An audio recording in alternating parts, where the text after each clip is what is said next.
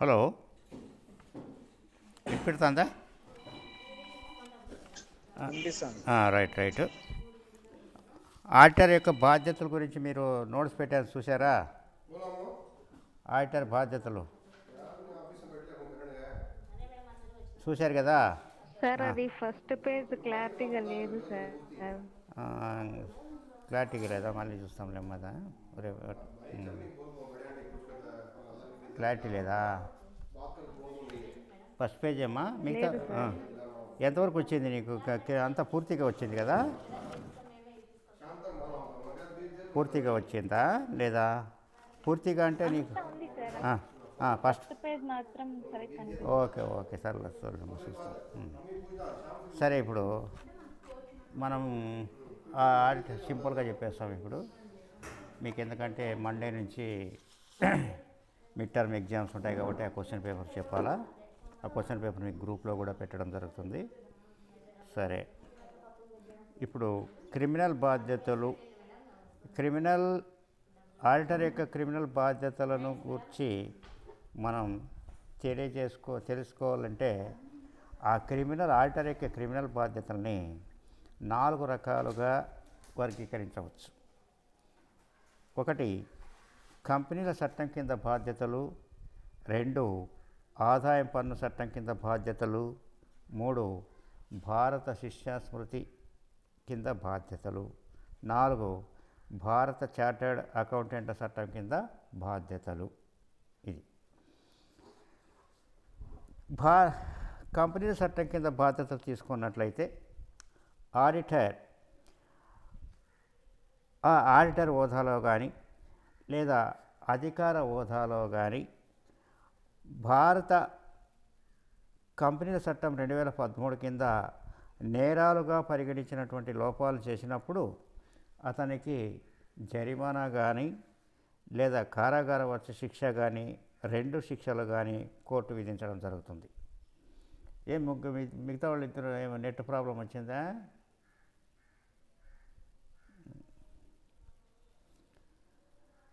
సరే, ఈ కంపెనీల చట్టం 2013లోని వివిధ సెక్షన్ల కింద ఆడిటర్ క్రిమినల్ బాధ్యతలు ఏ విధంగా ఉంటాయంటే, 1, పరిచయ పత్రంలో ఏదైనా అసత్య నివేదిక కానీ, ముఖ్యాంశాలు కానీ, ఇతర నివేదికలు కానీ తనకు అసత్యమని తోచినట్లయితే, అసత్యమని తెలిసినప్పటికి కూడా ఆడిటర్ తాను సంతకం చేసినట్లయితే 6 నెలల నుండి 10 సంవత్సరాల వరకు కారాగార శిక్షను అనుభవించవలసి ఉంటుంది.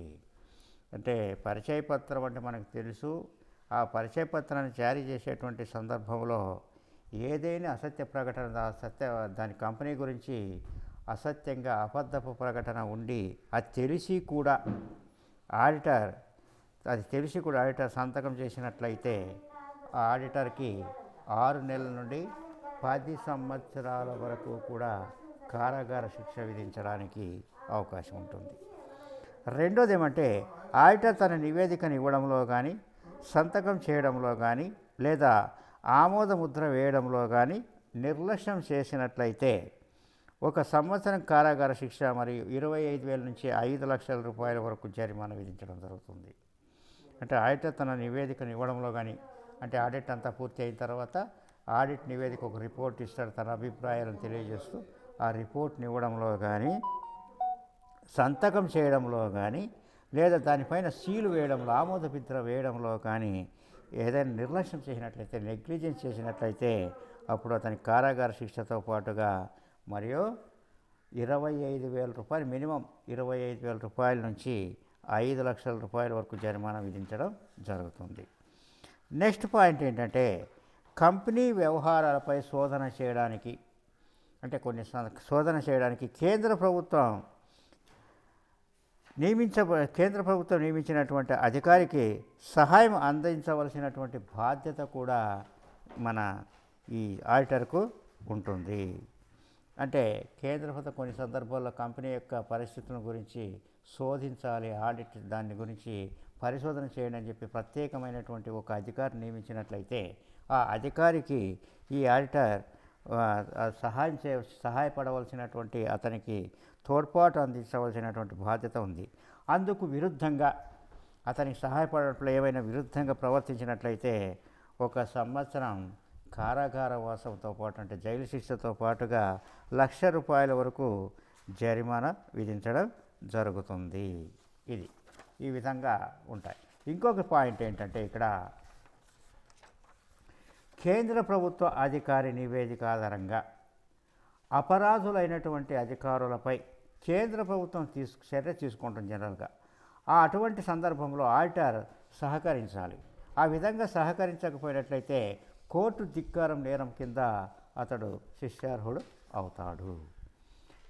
నెక్స్ట్, కంపెనీ పరిసమాప్తి సందర్భంలో ఆడిటర్ను కోర్టు వారు పరీక్షించారన్నమాట. అంటే ఒక కంపెనీ లిక్విడేషన్లో ఉన్నట్లయితే, కంపెనీ రద్దు సందర్భంలో ఆడిటర్ని కోర్టు వారు ప్రత్యక్షంగా విచారించడం జరుగుతుంది. అతన్ని విచారించడం జరుగుతుంది. అప్పుడు తన ఆధీనంలో ఉన్నటువంటి పత్రాలన్నింటినీ కూడా, తొలిపద్దు పుస్తకాలని, ఖాతా పుస్తకాలని, ఇంకా ఇతర బాండ్స్ని, ఇతర పత్రాలు ఏమైనా ఉన్నట్లు అన్నింటినీ కూడా కోర్టుకి వాపసు చేయవలసి ఉంటుంది. ఇది. నెక్స్ట్, ఆడిటర్తో సహా ఏ వ్యక్తి అయినా సరే తనను పరీక్షిస్తున్నప్పుడు తప్పుడు సాక్ష్యం సమర్పించినట్లయితే, అంటే ఆడిటర్నే కాకుండా అతనితో పాటుగా ఏ ఇతర వ్యక్తులను కూడా పరీక్షించినట్లయితే, విచారణ చేసే సందర్భంలో తప్పుడు సాక్ష్యాన్ని సమర్పించినట్లయితే ఆడిటర్ అప్పుడు 7 సంవత్సరాల వరకు కారాగార శిక్ష, జరిమానాలతో అతడు శిక్షార్హుడు అవుతాడు. నెక్స్ట్, తర్వాత పరిసమాప్తిలో ఉన్నటువంటి కంపెనీ పుస్తకాలను, కాగితాలను కానీ, సెక్యూరిటీలు కానీ మోసం చేసేటువంటి ఉద్దేశంతో, అంటే పరిసమాప్తిలో ఉన్నప్పుడు లిక్విడేషన్లో ఉన్న కంపెనీ రద్దు చేసేటువంటి సందర్భంలో ఆ సాక్ష్యాలను కానీ, తర్వాత పుస్తకాలని, కాగితాలని, సెక్యూరిటీని, బాండ్లు దానికి సంబంధించినటువంటి అన్ని పుస్తకాలను కానీ నాశనం చేసినా, లేదా పాడు చేసినా, లేదా మార్చినా, తప్పుడుగా చేసినా, వాటి సరిదిద్ది తప్పుగా చేసినా, లేదా అందుకు సహాయపడినా కూడా ఆడిటర్కు 7 సంవత్సరాల వరకు కారాగార శిక్ష విధించడానికి అవకాశం ఉంటుంది. ఇది నెక్స్ట్, ఆదాయం పన్ను చట్టం కింద బాధ్యతలు. ఆదాయం పన్ను చట్టం కింద 1961 సెక్షన్ 271 ప్రకారం ఆడిటర్తో సహా ఏ వ్యక్తి అయినా సరే పన్ను చెల్లించవలసినటువంటి ఆదాయాన్ని లెక్కించేటప్పుడు తప్పుడు ప్రకటన ఇవ్వడానికి, అబద్ధపు ప్రకటన ఇవ్వడానికి ఎవరైనా ప్రేరేపిస్తే అతడు కఠిన కారాగార శిక్షకు, జరిమానాకు కూడా గురి అవుతాడు. ఇది ఒకటి. తర్వాత మూడోది, భారత శిక్షాస్మృతి కింద బాధ్యతలు. ఇండియన్ పినాల్ కోడ్ కింద బాధ్యతలు.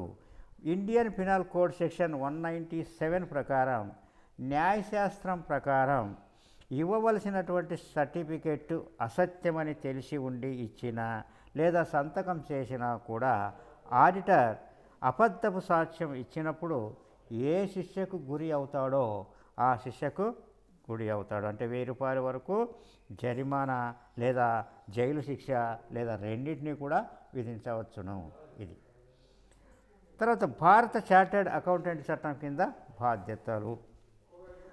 చార్టర్డ్ అకౌంటెంట్లు CA కింద చార్టర్లో వ్యక్తి కానిటువంటి, అంటే CA పాస్ కానటువంటి వ్యక్తి కానీ, అందులో సభ్యుడు కానటువంటి వ్యక్తిని చార్టర్డ్ అకౌంటెంట్ల చట్టం దాంట్లో సభ్యుడు కానటువంటి వ్యక్తి కానీ ఆడిటర్గా వ్యవహరించి ఏవైనా పత్రాలపైన సంతకం చేసినట్లయితే అప్పుడు ఆడిటర్ అకౌంటెంట్ల చట్టం 1949 సెక్షన్ 29 కింద క్రిమినల్ బాధ్యతకు కూడా అతడు గురి కావాల్సి ఉంటుంది. అంతేకాకుండా అదే నేరం అతడు ఇతరులను మోసం చేసేటువంటి ఉద్దేశంతో అతడు CA పాస్ కానప్పటికీ కూడా, CAలో సభ్యుడు కానప్పటికీ కూడా అతడు ఇతరులను మోసం చేసేటువంటి ఉద్దేశంతో మరలా పునరావృతమైనట్లయితే ₹5,000 వరకు 6 నెలల కారాగార శిక్ష, లేదా రెండూ కూడా విధించవచ్చును. తర్వాత ఈ చార్టర్డ్ అకౌంటెంట్ల చట్టం 1949 షెడ్యూల్ 1 ప్రకారం ప్రాక్టీస్ చేస్తున్నటువంటి లేదా ప్రాక్టీస్ చేయకపోయినా ఏ సభ్యుడైనా కొన్ని సందర్భాలలో వృత్తి నిర్వహణలో అక్రమంగా వ్యవహరించినట్లయితే దోషిగా భావించడం జరుగుతుంది. ఆ సందర్భాలు ఏంటంటే సరైనవి కావు అని తెలిసి కూడా తప్పుడు వివరాలను నివేదికను రిటర్న్ని పొందుపరిచినట్లయితే ఆ కౌన్సిల్కు అది సమర్పించినప్పుడు ఆ అబద్ధపు అన్నీ కూడా సమాచారాన్ని కౌన్సిల్కు చార్టర్డ్ అకౌంటెంట్ కౌన్సిల్కి సమర్పించినప్పుడు, తర్వాత చార్టర్డ్ అకౌంటెంట్లో అతడు సభ్యుడు కాకపోయినప్పటికీ ఫెలో కాకపోయినప్పటికీ కూడా తానే ఫెలో అని చెప్పుకుంటున్నప్పుడు, తాను కూడా సభ్యుడని చెప్పుకుంటున్నప్పుడు, తర్వాత కోరిన సమాచారాన్ని సరఫరా చేయకపోవడం లేదా కౌన్సిల్ లేదా దాని కమిటీ అడిగిన సరఫరా చేయకపోవడం జరిగినప్పుడు, కౌన్సిల్ కోరినటువంటి సమాచారం వివరణ ఇవ్వకపోయినా లేదా వాళ్ళు అడిగిన దాన్ని ఇవ్వకపోయినా కూడా అప్పుడు కూడా అతడు దోషిగానే పరిగణించడం జరుగుతుంది. ఈ విధంగా ఆడిటర్ యొక్క బాధ్యతలు అనేవి ఉన్నాయి. ఇది కొంచెం పెద్దగానే ఉంది ఆన్సరు. ఎక్కువ సందర్భాల్లో 10 మార్కులకు అడుగుతుంటారు. కొన్ని సందర్భాల్లో 10 మార్కులకి ఆడిటర్ యొక్క హక్కులు బాధ్యతలు రెండు కలిపైన అడగవచ్చు, లేదా ఆడిటర్ యొక్క బాధ్యతలు అని చెప్పి అడుగుతూ ఉంటారు. కాబట్టి మనం దాని సందర్భాన్ని బట్టి రాయవలసి ఉంటుంది. ఇది ఓకే. నెక్స్ట్ వచ్చేసి ఆడిట్ నివేదిక. ఆడిటర్ నివేదిక, ఆడిట్ రిపోర్టు అంటే ఏమిటి, లేదా ఆడిటర్ రిపోర్ట్ అంటే ఏమిటి? వెరీ ఇంపార్టెంట్ క్వశ్చన్ ఇది. ఇది 5 మార్కులకైతే ఆడిట్ నివేదిక లేదా ఆడిటర్ నివేదిక, ఆడిటర్ రిపోర్ట్ అని 5 మార్కులకు అడుగుతుంటారు. 10 మార్కులకైతే ఆడిట్ నివేదిక అంటే ఏమి, ఆడిట్ నివేదికలో ఉండేటువంటి అంశాలు ఏమని చెప్పి 10 మార్కులకు అడుగుతుంటారు. ఇది 5 మార్కులకి ఇంపార్టెంటే, 10 మార్కులు కూడా ఇంపార్టెంటే. మనం ఈరోజు ఆడిట్ నివేదిక 5 మార్క్స్ సంబంధించి తెలుసుకుందాం. ఆడిట్ నివేదిక, దీన్నే ఆడిట్ నివేదిక అని, ఆడిట్ రిపోర్ట్ అని, ఆడిటర్ నివేదిక అని, ఆడిట్ రిపోర్ట్ అని చెప్పి ఏ విధంగా అయినా పిలవవచ్చు. సరే, ఆడిట్ నివేదిక అంటే భారత కంపెనీల చట్టం 2013 సెక్షన్ 227 సబ్సెక్షన్ 2 ప్రకారం ఆడిటర్ కంపెనీ పుస్తకాలను ఆడిట్ చేసిన తర్వాత పుస్తకాలు సక్రమంగా ఉన్నాయో లేవో అనే విషయం మీద తన అభిప్రాయాన్ని ఒక నివేదిక రూపంలో వాటాదారులకు సమర్పించవలసి ఉంటుంది. ఈ విధంగా ఆడిటర్ వాటాదారులకు సమర్పించేటువంటి నివేదికనే ఆడిట్ నివేదిక లేదా ఆడిట్ రిపోర్ట్ లేదా ఆడిటర్ నివేదిక అని అంటాము. అంటే భారత కంపెనీల చట్టం ప్రకారము కంపెనీని ఆడిట్ చేయడానికి కంపెనీనే ఒక వ్యక్తిని ఆడిటర్ని నియమించుకోవడం జరుగుతుంది. అతడు ఆడిట్నంతా పూర్తి చేసిన తర్వాత, ఆడిట్ అనేటువంటి కార్యక్రమాన్ని పూర్తి చేసిన తర్వాత అతడు తన అభిప్రాయాన్ని తెలియజేస్తూ కంపెనీల చట్టం 2013 సెక్షన్ 227 సబ్సెక్షన్ 2 ప్రకారం ఆడిటర్ ఆ కంపెనీ పుస్తకాల్ని, అంటే తొలిపద్దు పుస్తకాల్ని, ఖాతా పుస్తకాల్ని, ముగింపు లెక్కలను అన్నింటినీ కూడా వాటికి సంబంధించిన ఇతర అన్ని పత్రాలు కూడా అన్నీ సక్రమంగా ఉన్నాయా లేదా, నియమ నిబంధనల ప్రకారం రాసినారా లేదా, అకౌంటింగ్ సూత్రాలు పాటించినారా లేదా అనే విషయం మీద తన అభిప్రాయాన్ని ఒక రిపోర్ట్ రూపంలో, ఒక నివేదిక రూపంలో వాటాదారులకు సమర్పించవలసి ఉంటుంది. ఈ విధంగా ఆడిటర్ వాటాదారులకు సమర్పించేటువంటి నివేదికనే ఆడిట్ నివేదిక లేదా ఆడిట్ రిపోర్ట్ లేదా ఆడిటర్ నివేదిక అని వివిధ పేర్లతో దీన్ని పిలవడం జరుగుతుంది. ఈ నివేదికలో ఆడిటర్ కంపెనీ ఆర్థిక పరిస్థితుల గురించి స్పష్టంగా పేర్కొనవలసి ఉంటుంది. అంటే ఆర్థిక పరిస్థితి గురించి ఆడిట్ నివేదికలో దాని యొక్క ఆర్థిక పరిస్థితి ఏ విధంగా ఉంది, సానుకూలంగా ఉందా, వ్యతిరేకంగా ఉందా, నష్టాలతో నడుస్తుందా, భవిష్యత్తు ఏ విధంగా ఉంటుంది అని చెప్పి దాని యొక్క ఆర్థిక పరిస్థితి గురించి స్పష్టంగా తెలియజేయవలసి ఉంటుంది. అంతేకాకోకుండా డైరెక్టర్లు వాటాదారుల ప్రయోజనాలను ఎంతవరకు పరిరక్షించినది ఆడిట్ రిపోర్ట్లో పేర్కొనాలి. అంటే దీనికి కంపెనీకి నిజమైనటువంటి యజమానులు ఎవరు? వాటాదారులు. కానీ వాళ్ళు దేశం నలుమూలలా ఉంటారు కాబట్టి వాళ్ళు ఆ కంపెనీ యొక్క నిర్వహణలో ప్రత్యక్షంగా పాల్గొనలేరు కాబట్టి వాళ్ళు ఒక డైరెక్టర్ల బోర్డుని కంపెనీ వ్యవహారాలు చూడడానికి, కంపెనీ వ్యవహారాన్ని కొనసాగించడానికి, కంపెనీని పరిపాలించడానికి ఒక డైరెక్టర్ల బోర్డుని నియమించడం జరుగుతుంది. ఆ డైరెక్టర్ల బోర్డే వాటాదారుల తరఫున కార్యకలాపాలు నిర్వహించడం జరుగుతుంది. అటువంటప్పుడు ఆ డైరెక్టర్లు ఆ నిజమైనటువంటి యజమానులైనటువంటి వాటాదారుల యొక్క వాళ్ళ ప్రయోజనాల్ని, వాళ్ళ యొక్క శ్రేయస్సుని ఎంతవరకు పరిరక్షించినారు, ఎంతవరకు సంరక్షించినారు అనేది ఆడిట్ రిపోర్ట్లో పేర్కొనవలసి ఉంటుంది.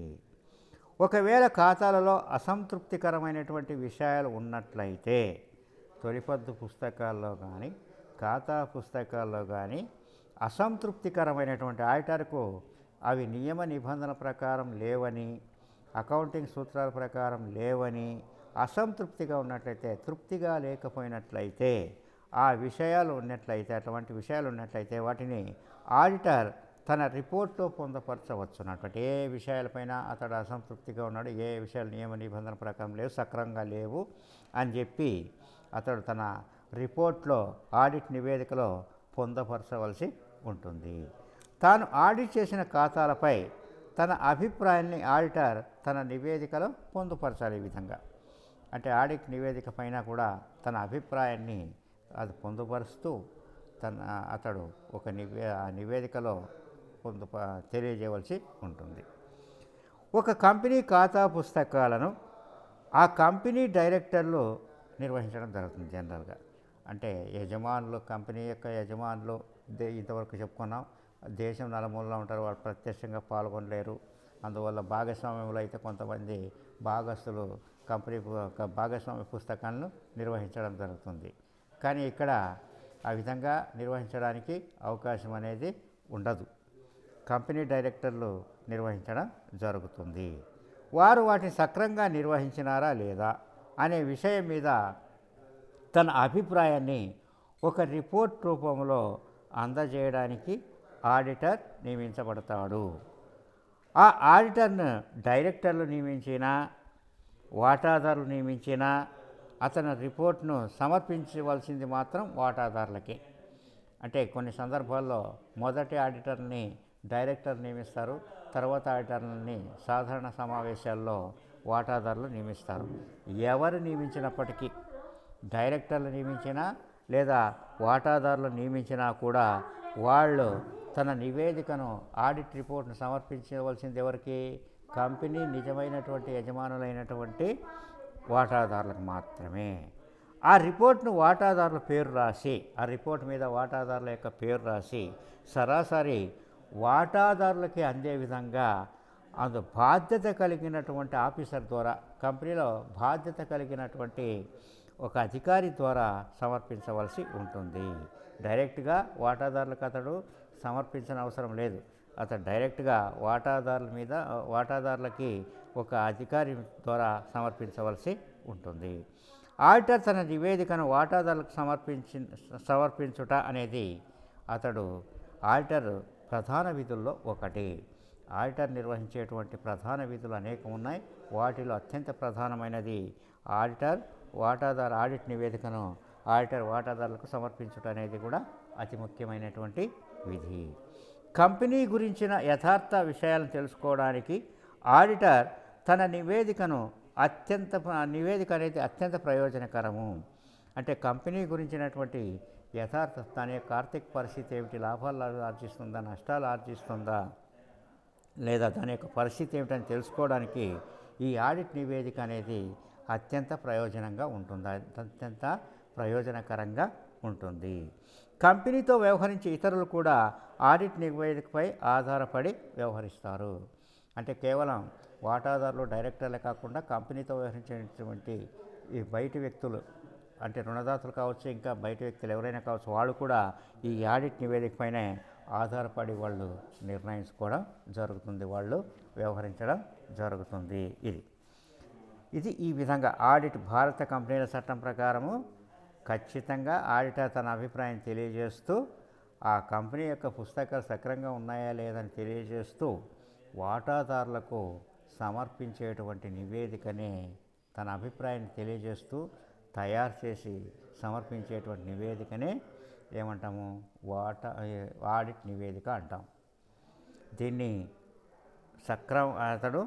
అతడు ఆడిట్ అంతా పూర్తయిన తర్వాత దాన్ని వాటాదారులకే సమర్పించవలసి ఉంటుంది. సరే, ఈ ఆడిట్ నివేదికల రకాలేంటి? ఆడిట్ నివేదికల రకాలు చూసుకున్నట్లయితే 2 రకాలు, క్లీన్ రిపోర్టు, క్వాలిఫైడ్ రిపోర్ట్ అని చెప్పి 2 రకాలు ఉన్నాయి.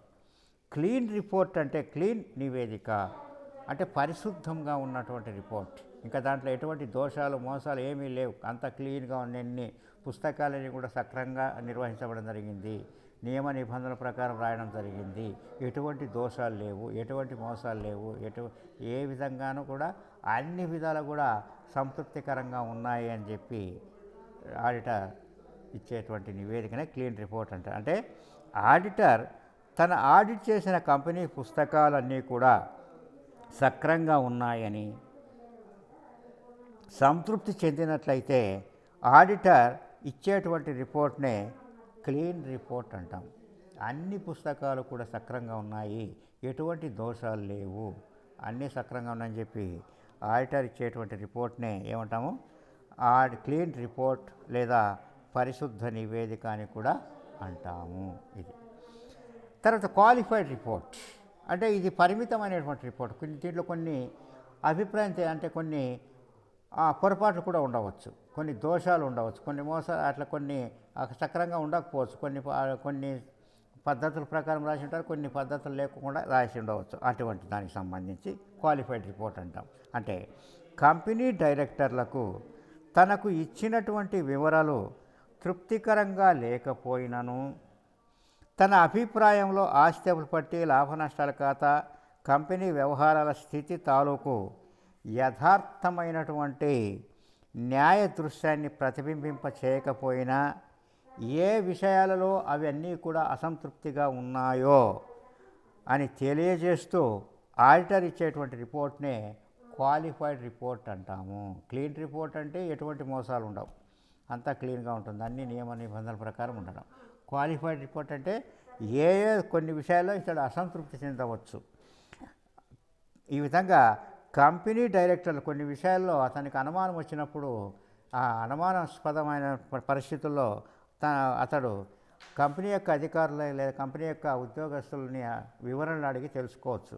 ఆ వివరణలు తృప్తికరంగా లేకపోయినా తన అభిప్రాయంలో ఆస్తి పట్టి లాభ నష్టాల ఖాతా కంపెనీ వ్యవహార స్థితి తాలూకు అవి యథార్థమైనటువంటి స్థితిని చూపకపోయినా, అది యథార్థమైనటువంటి స్థితిని ప్రతిబింబించకపోయినా, తెలియజేయకపోయినా, ఏ విషయాలలో అవి అసంతృప్తిగా ఉన్నాయో అని సంతృప్తికరంగా లేవో అని తెలియజేస్తూ ఆడిటర్ ఇచ్చేటువంటి రిపోర్ట్నే క్వాలిఫైడ్ రిపోర్ట్ అని అంటాము. దీన్ని పరిమిత నివేదిక అని కూడా అంటాము. ఈ విధంగా ఆడిట్ నివేదిక 5 మార్కులకి ఇది ఈ విధంగా రాస్తే సరిపోతుంది. చాలా ఇంపార్టెంట్ ఇది. 5 మార్కులకి ఇంపార్టెంటే, 10 మార్కులు కూడా అడగవచ్చు. 10 మార్కులు కట్టినప్పుడు ఇంకొక వస్తుంది. నెక్స్ట్ ఆడిట్ నివేదిక అంటే ఏమో రాసి ఆడిట్ నివేదికలోని అంశాల గురించి రాయవలసి ఉంటుంది. సరే, అంతే. ఇద్దరే మిగిలినారు, అంతా మిగతా వాళ్ళంతా లెఫ్ట్ అయిపోయినారే. ఏం నెట్ ప్రాబ్లం వచ్చిందా? ఏమ్మా త్రివేణి అఖిల ఎక్కడ పోయింది?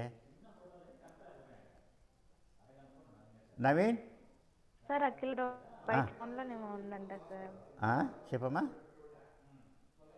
హలో, టౌన్లో ఉందంట. అవునా? నవీన్ మిగతా వీళ్ళేమే? నవీన్ ఏమి ఈరోజు చాలా తక్కువ మంది వచ్చినారు, ఎక్కడ పోయినారు?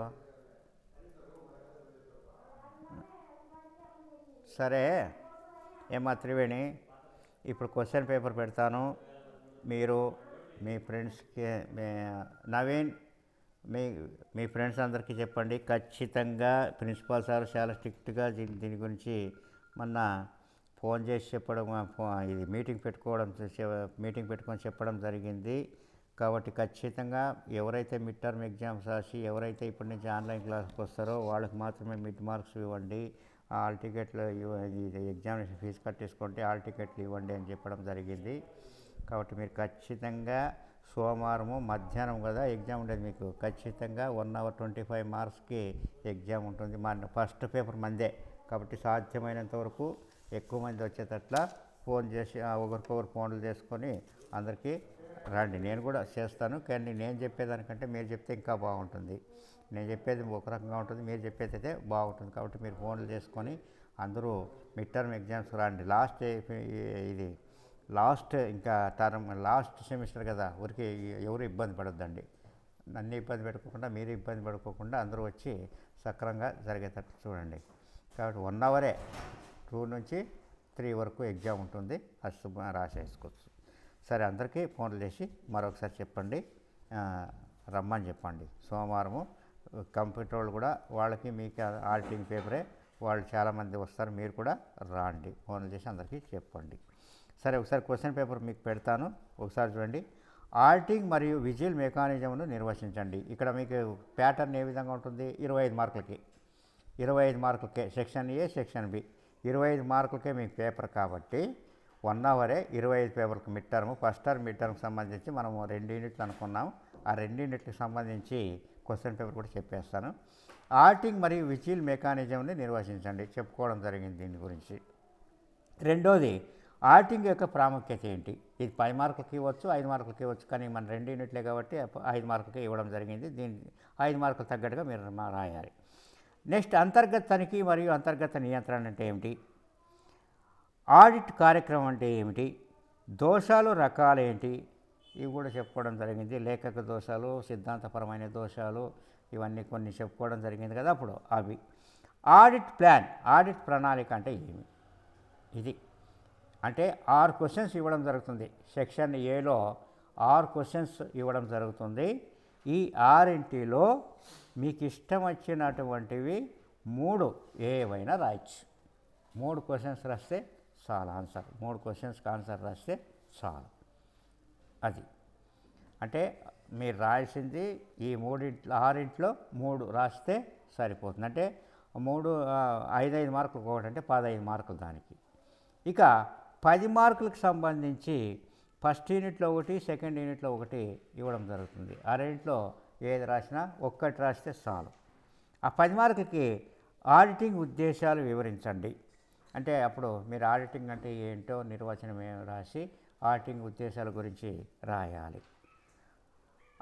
ఇదన్నా రాయొచ్చు, లేదా ఆడిట్ నోట్ పుస్తకం అనగానేమి, దాని ప్రయోజనాలు పరిమితులు చర్చించండి, ఇదైనా రాయొచ్చు. మీకు ఇష్టం వచ్చినవి అన్నీ చెప్పినవే, కొత్తవేం లేదు, ఖచ్చితంగా మీరు రాయవలసి ఉంటుంది. ఇది ఒక్కితే మిగిలినావు. సరే సరే, ఏమో నెట్ ప్రాబ్లం ఉన్నట్లు. ఇక్కడ కాలేజీలో కూడా చాలా నెట్ ప్రాబ్లం ఉంది, కరెంటే లేదు మార్నింగ్ నుంచి. ఏమో త్రివేణి? అవును సార్, ఇక్కడ కూడా లేదు సార్ ఇంట్లో. అదేనమ్మా. సరే సరే సరే, ఇంకా ఎక్కడో నువ్వు ఇంట్లోనే ఉన్నావా? ఇంట్లోనే ఉన్నా సార్. ఏమమ్మా ఎగ్జామ్ అందరూ మీరు ఎవరెవరు ఉండేది ఇక్కడ? మీరు ఇద్దరే కదా, అఖిలాన్ని మీరిద్దరు ఖచ్చితంగా వస్తారు.